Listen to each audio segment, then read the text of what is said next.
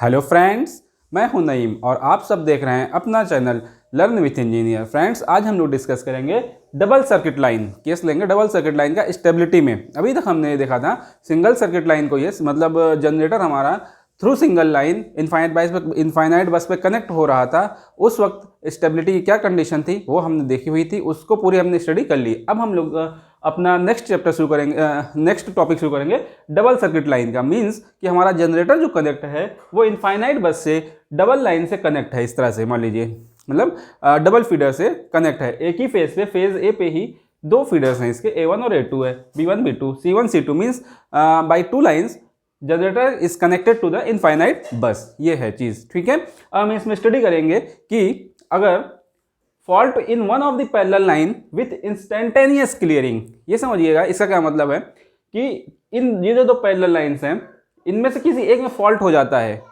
Fault हुआ तो हमारा सर्किट ब्रेकर क्या करता है, उस पोर्शन को, फॉल्टी पोर्शन को क्लियर कर देता है। प्रैक्टिकल कंडीशन में क्या होता है, कुछ ना कुछ उसका क्लियरिंग टाइम होता है। बट आइडियल केस में, अभी हम शुरू कर रहे हैं इस टॉपिक को, इसलिए हमने अभी आइडियल केस लिया है। हमने ये कहा है कि इंस्टेंटेनियस क्लियरिंग मींस कि जैसे ही फॉल्ट हुआ वैसे ही ये लाइन, ये वाली जो सेकंड लाइन है, ये फर्स्ट लाइन है, दोनों में से कोई एक लाइन, कोई एक फीडर डिस्कनेक्ट हो जाएगा सिस्टम से। उस वक्त हमारी स्टेबिलिटी कैसे होगी, सिस्टम हमारा कितना स्टेबल होगा, कैसे स्टेबल होगा, क्या उसके ग्राफ्स होंगे, क्या उसका फार्मूलाज होगा, ये सारी चीज़ें हम इस टॉपिक में डिस्कस करेंगे। तो प्रैक्टिकल केस अभी हम ले रहे हैं कि इंस्टेंटेनियस क्लियरिंग का। इसके बाद हम लोग अभी हम आइडियल केस ले रहे हैं इंस्टेंटेनियस क्लियरिंग का। बाद में हम लोग आइडियल केस लेंगे कि कुछ टाइम जो लगेगा फॉल्ट को क्लियर करने में, वो भी हम स्टडी करेंगे।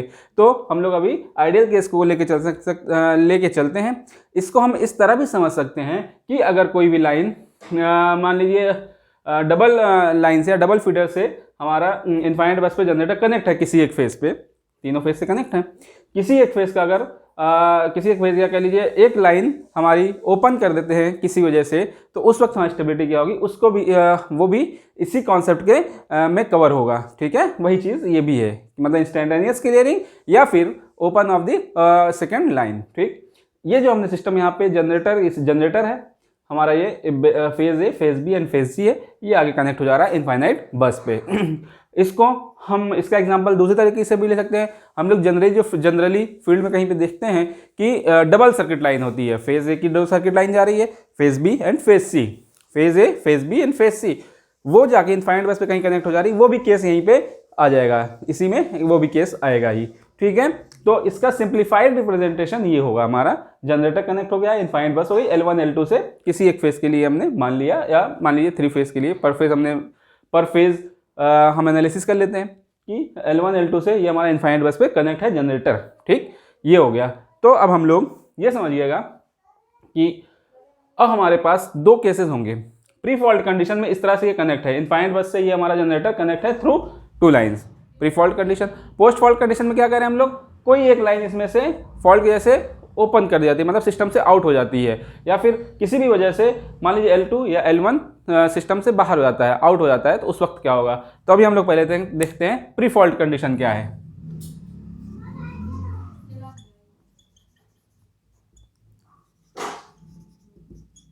प्री फॉल्ट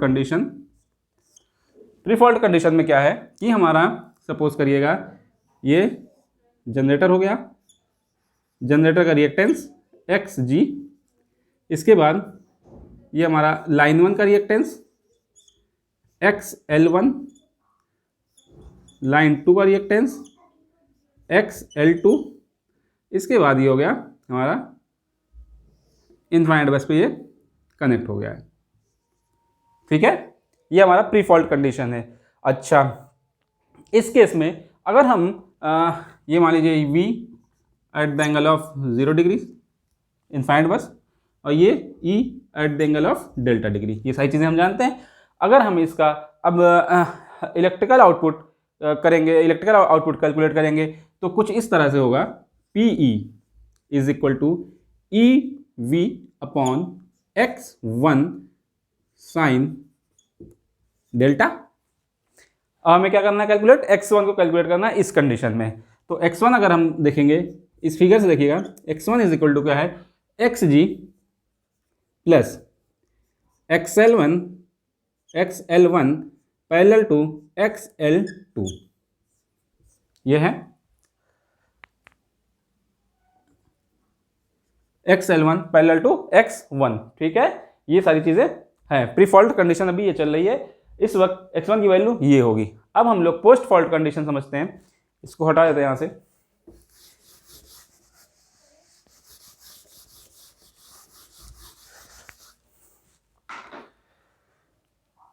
अब यहां पे करते हैं इस चीज को, post fault condition. Post fault में क्या हुआ कि एक लाइन हमारी ओपन हो गई, एक लाइन हमारी ओपन हो गई है। जनरेटर का रिएक्टेंस Xg, ये मान लीजिए XL1, ये हमारी ओपन हो गई। इस तरह से इनफाइनाइट बस पे कनेक्ट हो गया ये। V at the angle of 0 degree, E at the angle of delta, Xg XL1। कोई भी सपोज करिए कि हम L1 L2 को हमने सिस्टम से हटा दिया या ओपन हो गई, तो उस केस में हमारा PE2 इलेक्ट्रिकल आउटपुट क्या होगा, EV upon X2 sine delta. X2 की वैल्यू क्या होगी यहाँ पे, X2 is equal to Xg plus XL1। Clear है। अब इन दोनों X1 और X2 को हम लोग कंपेयर करेंगे, उसके बिहाफ पे हम लोग PE1 और PE2 को कंपेयर करेंगे। या अच्छा, ये वाली वैल्यू क्या होती है, PE1 कर लीजिए, या फिर इसको हम इस तरह से भी लिख सकते हैं, PE1 is equal to PEM1 sine delta, ये भी है। क्लियर है। Where PEM1 is equal to, PEM का मतलब maximum electrical power output, EV upon X1, ये है। इसी तरीके से PE2 is equal to PEM2 sine delta, where PEM2 is equal to EV upon X2।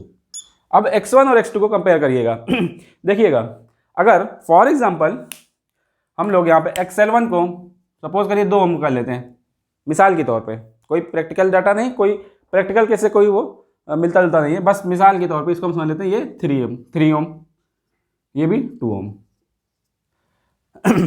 अब XL1 और XL2 का जब भी पैरेलल आएगा, तो हम जानते हैं पैरेलल कॉम्बिनेशन में क्या होता है कि जो भी इम्पीडेंस है या भी रिएक्टेंस है, इन दोनों का रिजल्टेंट जो आएगा, जो इन दोनों में सबसे छोटा होगा, मीन्स 2 ओम होगा, उससे भी छोटा होगा। ये जनरल मैथमेटिक्स है, या यहाँ पे कह लीजिए इसे, अभी हम लोग इसका रिजल्टेंट अगर लेंगे अभी, तो क्या आ जाएगा, 2 इंटू 3/5 6/5 इज इक्वल टू 1.2 ओम, ये आएगा। किसका रिजल्टेंट, XL1 का। अब यहाँ पे XL1, अब कंपेयर करिएगा XL1 पैरेलल टू XL2, ठीक है। इसका कितना वैल्यू आई, 1.2 ओम, और XL1 इज इक्वल टू 2 ओम। तो इससे क्या हमें मिला कि PEM1 सिंस X1, देखिए 1.2 ओम, Xg की जो भी वैल्यू हो, सपोज करिए इसको हम 1 ओम कर लेते हैं अभी, 1 ओम। यहाँ पे वैल्यू क्या आई, X1 की वैल्यू क्या आई हमें, X1 की वैल्यू क्या मिली हमें, 1.2 ohm plus 1, 2.2 is lesser then X2 की वैल्यू क्या है, ये है X2 की value Xg plus XL1। Xg क्या है, 1 ओम, और XL1 2 ओम। XL1 3 ओम, ये है। चूंकि X1 हाँ, ये XL1 नहीं, X2, सॉरी, ये X2 है। X1 that is 2.2 ohm in this case, in this example, is lesser than the X2 in this case. So अब X1 इसका छोटा है, स्मॉल है, डिनोमिनेटर स्मॉल है, तो PEM1 is greater then the PEM2। ये क्लियर है। यहाँ तक स्टेप क्लियर है कि अगर प्रीफॉल्ट कंडीशन में हमारा इनफाइनाइट बस से जनरेटर कनेक्ट है थ्रू 2 लाइंस, तो उस वक्त जो हमारा PEM1 है मीन्स मैक्सिमम या फिर कह लीजिए steady state stability limit, PEM1 is greater then the stability state stability limit of the case 2। ठीक है, तो अगर हम इसका PE1 और PE2 के लिए ग्राफ प्लॉट करेंगे तो कुछ इस तरह से मिलेगा हमें। इसको मैं यहां से हटा देता हूं।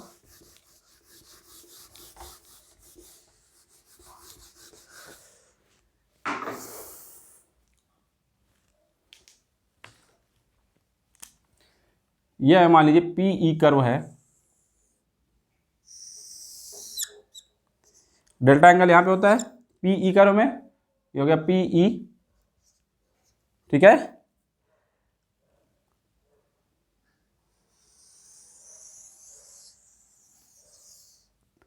यह हमारा मिला मान लीजिए ये PE1 का कर्व है, PE1। इसका जो maximum steady state stability limit है वो PEM1 है। ठीक है, इसी तरीके से अगर हम PE2 के लिए करें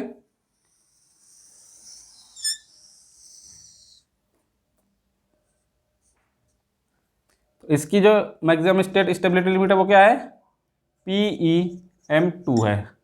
और ये कर्व जो है वो क्या है, PE2 का कर्व है। क्लियर है, ड्राइंग थोड़ा मेरा पुअर है, इसको समझिएगा बस। मतलब ये यहाँ पे ये कुछ 90 डिग्री पे यहाँ पे आता है सपोज। अब हम क्या कह रहे हैं, देखिएगा ये जो हमारा कंक्लूजन आया था इससे हमने ग्राफ प्लॉट किया PE1 और PE2 के लिए। PE2 के केस में हमारा मतलब PEM2 is lesser than the PEM1, या फिर दूसरे शब्दों में कह लें PEM1 steady state stability limit in first case is greater then the steady state stability limit of the second case. ठीक है, प्रीफॉल्ट कंडीशन में ये था, पोस्ट फॉल्ट या प्रीफॉल्ट कंडीशन कह लीजिए, या हाँ प्रीफॉल्ट कंडीशन कह लीजिए, इसके यह था, और PE2 ये हो गया। ठीक है, अब हम लोग यहाँ से स्टेबिलिटी अपनी अगला आगे डिस्कशन शुरू करते हैं कुछ इस तरह से। इसको हटा देते हैं यहाँ से।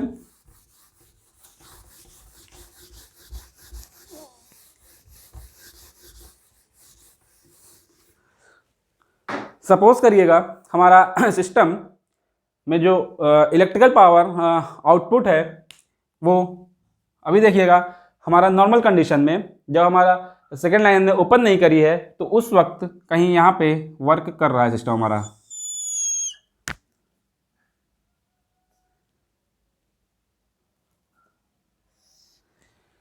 यहाँ पे कहीं पे वर्क कर रहा है, हम इसको कहते हैं PM मैकेनिकल पावर इनपुट।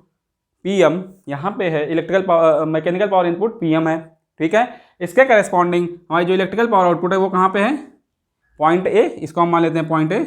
कौन सा ग्राफ चलेगा अभी, ये वाला, क्यों, क्योंकि अभी तक हमने सेकेंड लाइन को ओपन नहीं किया है, प्री फॉल्ट कंडीशन में यहाँ पे ग्राफ चल रहा है। ठीक है, इनिशियल कंडीशन में। अब इसके करेस्पॉन्डिंग जो डेल्टा एंगल है उसको मानिए यहाँ पे क्या है, delta zero, initial angle delta zero.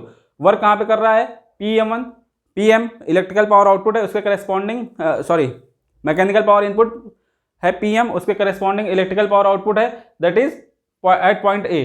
PE1 के कर्व पे पॉइंट A है, उसके करेस्पॉन्डिंग एंगल डेल्टा ज़ीरो है। अब हम लोग क्या करते हैं, अब ये कहते हैं कि देखिएगा लेट सिस्टम हमारा इस पे सिस्टम हमारा पॉइंट A पे वर्क कर रहा है। अब हम कहते हैं कि अब हमने एक लाइन को ओपन कर दिया, कोई एक लाइन जो थी उसको हमने ओपन कर दिया, तो उस वक्त क्या होगा कि जो हमारी इसको हम लिख लेते हैं at initial condition NR is equal to NS and PM is equal to PE, that is synchronism system is working at point A. Let's suppose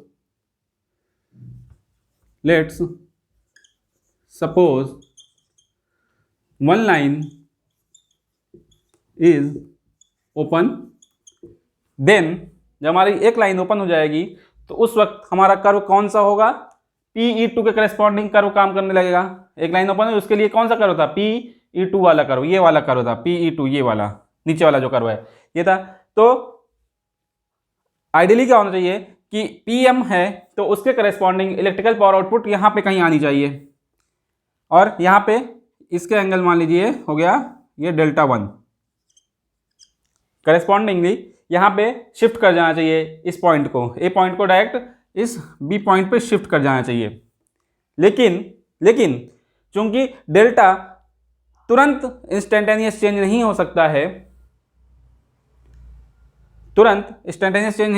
ये इसको कर लीजिए A1, यहाँ पे लिख देता हूँ। Let suppose one line is open, then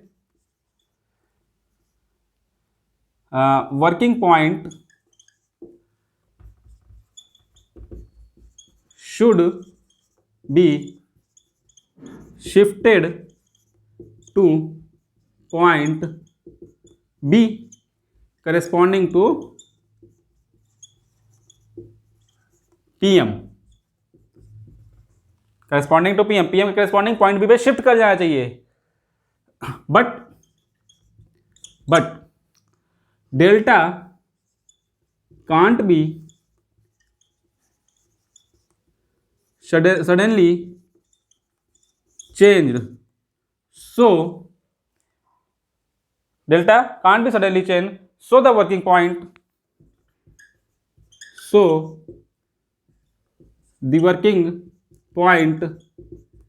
will be shifted to point A1। Point A1 कहाँ पे है, यहाँ पे है, डेल्टा जीरो के ही करेस्पॉन्डिंग है पॉइंट A1 पे। PE2 के करेस्पॉन्डिंग हो गया। अब इस केस में यहां पे आ गया सिस्टम, हमारा वर्किंग पॉइंट यहां पे हो गया, ठीक। In this case NR is equal to NS, but PM is larger than the PE। PM यहां पे, PE यहां पे, PM is larger than PE, so acceleration, इसका मतलब acceleration that means NR will start increasing, suppose करिएगा कि अगर हमारी NR is equal to NS initial में 1000 RPM थी, यहाँ पे कहीं पे 1000 RPM चल रही थी, NR is equal to NS, ठीक, इस पॉइंट पे, ठीक है। अब एक्सेलरेशन होगा हमारा, NR एक्सेलरेट करेगा जब सिस्टम, NR एक्सेलरेशन होगा, मतलब रोटर की स्पीड बढ़ना शुरू हो जाएगी। क्यों? क्योंकि PM is greater then PM, और इनिशियली क्या थी, NS थी रोटर की स्पीड, तो अब जब बढ़ेगी तो वो NS से ज़्यादा हो जाएगी। जब ज़्यादा हो जाएगी इसका क्या मतलब हुआ कि डेल्टा विल स्टार्ट इंक्रीजिंग। तो अब डेल्टा इंक्रीज, डेल्टा जीरो से स्टार्ट होना शुरू हो जाएगा। तो कर्व हमारा कहाँ से, इसे यहाँ पे ऐसे मूव करेगा। जब ऐसे मूव करेगा तो सपोज करिएगा यहाँ पे 1000 RPM है, तो यहाँ सपोज करिए 1020 RPM हो गया, 1050 RPM हो गया, यहाँ पे कहीं पे हो गया, और यहाँ पे मान लीजिएगा हमारा ये 1090 RPM हो गया, सपोज करिए एग्जाम्पल के लिए। अब इस केस में एट पॉइंट बी देखिए वही फिर से हमारा जो हमारा पिछले लेक्चर में डिस्कशन था वही रिपीट हो जाएगा। At point B PM is equal to PE, but NR is greater than NS, so synchronous is not increase, and so not synchronism beyond point B। अब यहां पे कहीं पे PE is greater than PM. PE is greater than PM. So deceleration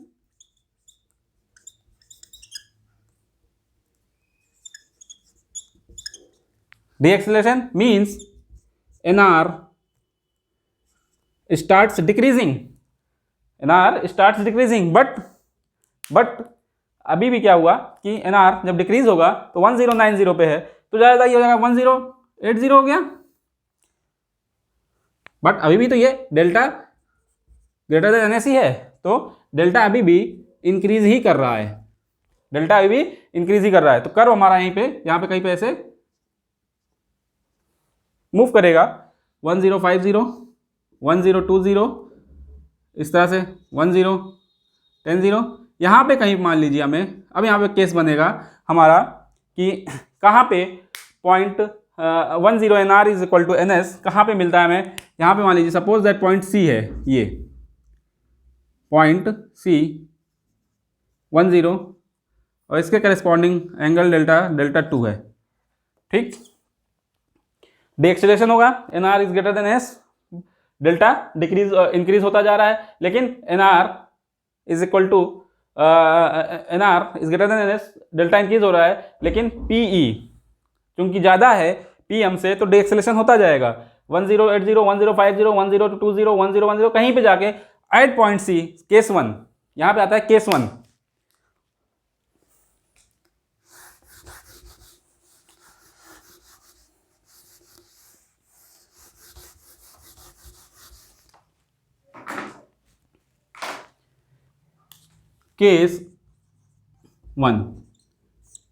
case 1 कि at point C NR become equal to NS at point C prior to point B, sorry point D, इसको हम लोग point इस point को हम लोग मान लेते हैं D point, prior to point D, then but at point C NR is equal to NS, but at point C PE is greater than PM, so deceleration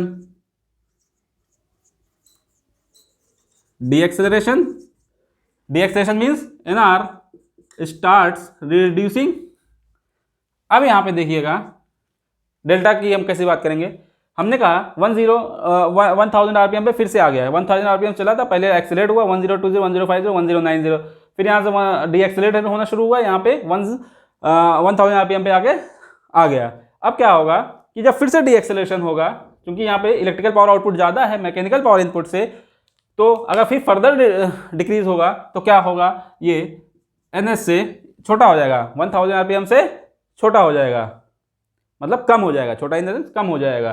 तो इसका मतलब क्या हुआ, NR is less than NS, so delta will start decreasing. अब क्या करेगा, delta यहाँ पे डिक्रीज होना शुरू हो जाएगा, मतलब अभी तक डेल्टा ऐसे इंक्रीज कर रहा था, ग्राफ इधर जा रहा था, अब डेल्टा डिक्रीज होना शुरू होगा तो ग्राफ इधर जाएगा, डेल्टा इधर डिक्रीज होगा तो ग्राफ वापस हो जाएगा, ठीक है, ये हो गया, ठीक। सो स्टार्ट डिक्रीजिंग, अब यहाँ पे ऐसे ही हो जाएगा, ठीक। अब again at point B suppose करिएगा, एट पॉइंट बी पे हमारा क्या हुआ कि PM is equal to PE, but NR is less than NS, ठीक। And after point B, that is between A to B. PM is greater than PE. So acceleration means NR will start increasing. NR will start increasing. फिर से यहाँ पे accelerate होने लगेगा. Suppose करेंगे 1000 RPM हो गया. यहाँ पे देखिएगा, यहाँ पे डेल्टा स्टार्ट इंक्रीजिंग है 1000 से. अब जो है सपोज करिएगा, अब मैं इसको यहाँ से मिटा देता हूँ इन सबको.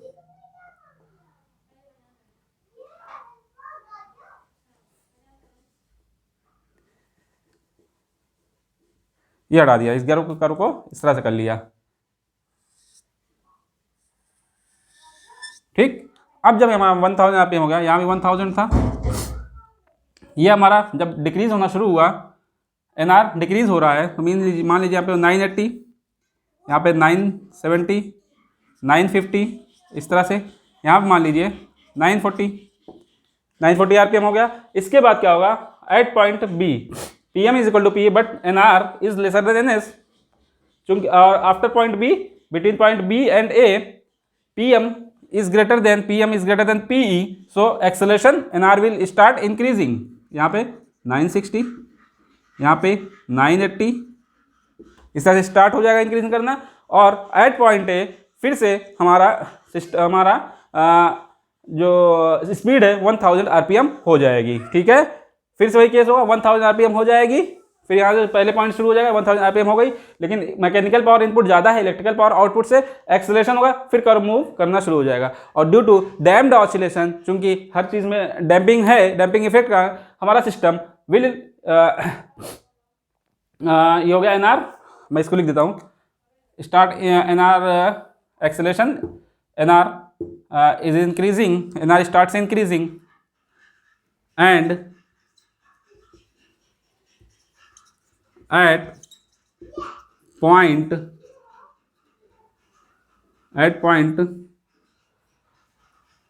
A1 NR is equal to NS, but PM is greater than PE.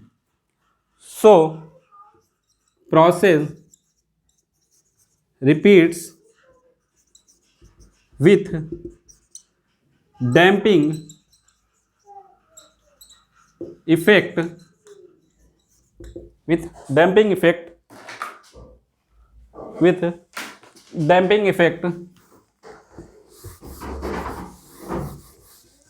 so system will settle at point B.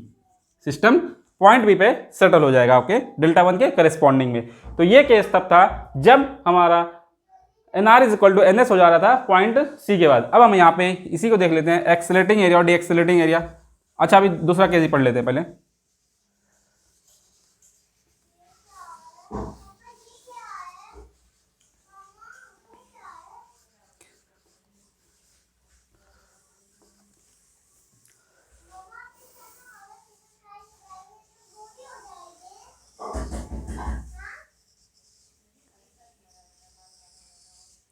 ठीक है, इसको डेल्टा 1 कर लो. अब फिर से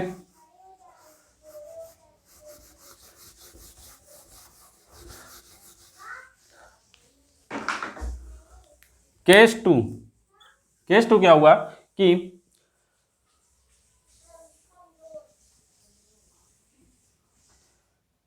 NR during deceleration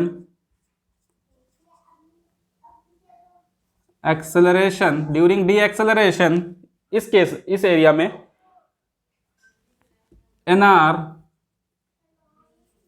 does not become equal to NS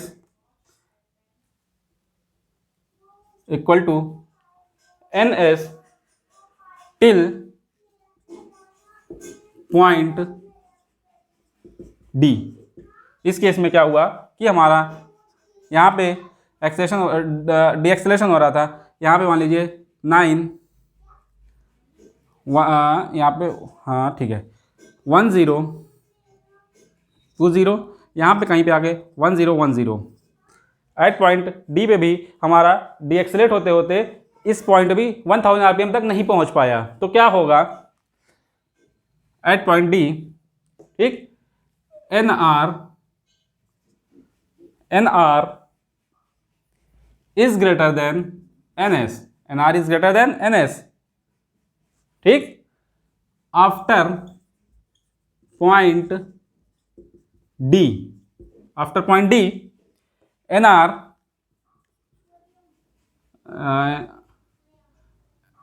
is greater than ns and pm is greater than pe, so acceleration, देखिए इस case में यहां मान लीजिए कहीं पे आ गया तो pm ज्यादा है यहाँ पे pe से, pm is greater than pe, so acceleration, so further nr will start increasing। अभी तक क्या हो रहा था, डिक्रीज हो रहा था 1 0 2 0, फिर से एन आर इंक्रीज होना चालू हो गया 1 0 2 0 1 0 3 0। दैट मीन्स ये अभी भी एन एस से ऊपर है, ज़्यादा है, तो इसका क्या मतलब हुआ, डेल्टा स्टार्ट्स, फिर से डेल्टा रिड्यूस होने के बजाय इंक्रीज ही होता जाएगा एंड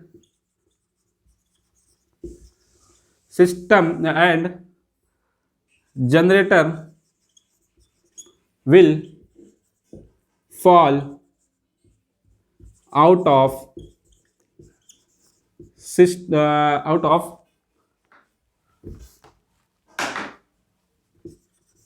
synchronism at point, ये मान लीजिए at point T where delta is equal to pi, that means PE is equal to 0। इस केस में ये हो गया। तो हम लोगों को ये समझ में आया कि क्या हुआ कि पहले केस में अगर डी एक्सेलरेशन के दौरान अगर हमारी रोटर की स्पीड सिंक्रोनस स्पीड के बराबर हो जाती है पॉइंट डी के पहले ही, तब तो हमारा सिस्टम स्टेबल होगा। अदरवाइज अगर नहीं हो पाती है तो हमारा सिस्टम अनस्टेबल होगा और जनरेटर हमारा सिंक्रोनिज्म के बाहर आ जाएगा। अच्छा, यहाँ पे सपोज करिए, यहाँ पे पहले केस को अब लेते हैं हम लोग फिर से।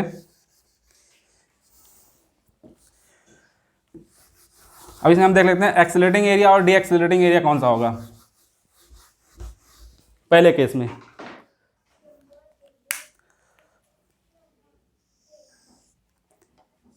ये हो गया, इस पॉइंट पे कहीं पे delta two sorry point C है ये डेल्टा टू, इसका कॉरेस्पॉन्डिंग एंगल डेल्टा टू, ठीक है।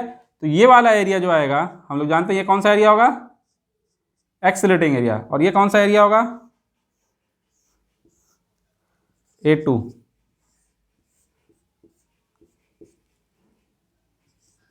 ये होगा A1। एक्सेलरेटिंग एरिया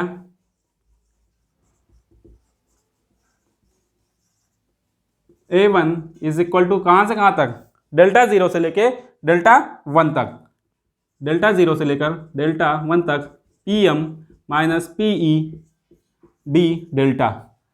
ये वाला एरिया डेल्टा 0 से डेल्टा 1 तक PM माइनस PE, ये एक्सेलरेटिंग एरिया हो जाएगा। Decelerating area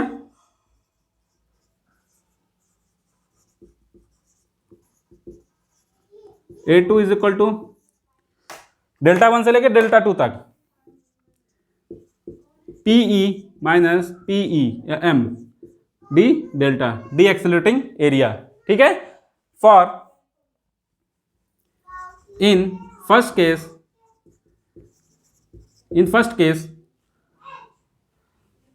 A1 is equal to A2, equal area criteria से accelerating area is equal to decelerating area is lesser than the A2M। Maximum decelerating area कहां तक हो सकता है, maximum decelerating area ये वाला हो सकता है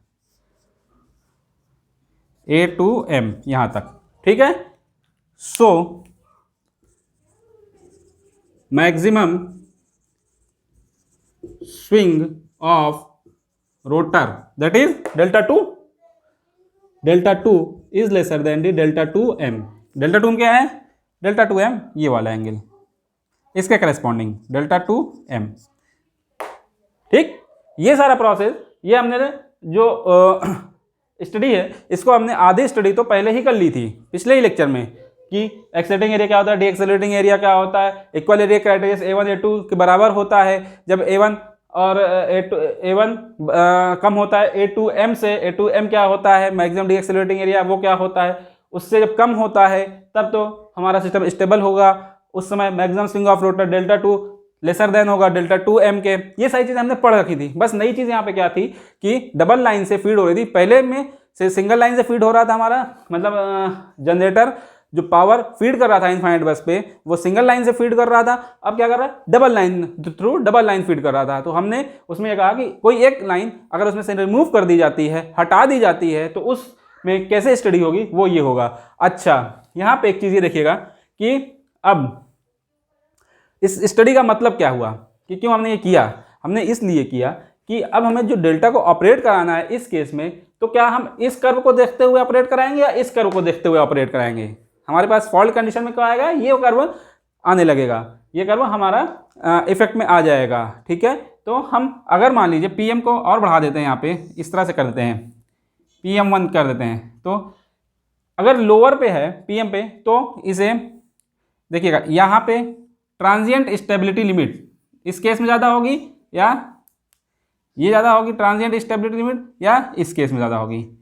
ऑब्वियस सी बात है, जो नीचे वाला केस है फर्स्ट केस है उसमें ज़्यादा होगी, जहाँ पे डेल्टा की वैल्यू जो हमारी ऑपरेटिंग डेल्टा की वैल्यू है वो स्मॉलर है। अगर ज़्यादा हो जाएगी इसके करस्पॉन्डिंग पे ये बहुत ज़्यादा मतलब कम है PM1 पहले वाले कर्व के, लेकिन दूसरे वाले कर्व में हमारा ये ज़्यादा हो जाता है। तो जब भी हम डिज़ाइन करेंगे सिस्टम को, जब भी ऑपरेट कराएंगे सिस्टम को, डेल्टा की किस वैल्यू को चूज़ करना है उसके लिए हमेशा इस चीज़ को भी ध्यान रखेंगे कि पहली लाइन को हटा दी जाए तो दूसरी लाइन कर्व किस तरह होगा और उस वक्त हमारी मैक्सिमम स्विंग क्या जा सकती है। अच्छा, अब इस पर ये तो थ्योरी रही, अब हम अगले लेक्चर में इस पर हम एक न्यूमेरिकल भी सॉल्व कर लेंगे जिससे हमारा पूरा कॉन्सेप्ट क्लियर हो जाएगा। वहाँ पर हम देख लेंगे कि मैक्सिमम स्विंग कितना हम ले जा सकते हैं, मैक्सिमम इनपुट पावर कितना दे सकते हैं, maximum output power electrical power output कितना हम ले सकते हैं सिस्टम को स्टेबल रखते हुए। तो फ्रेंड्स, आई होप कि जो मैंने यहाँ पे आपको कॉन्सेप्ट दिया हुआ है वो समझ में आया होगा। बट कहीं भी कोई भी क्वेरी है या डाउट है तो मुझे कमेंट बॉक्स में कमेंट करिएगा, मैं आपको वहाँ पे आंसर करूँगा। Thank you very much.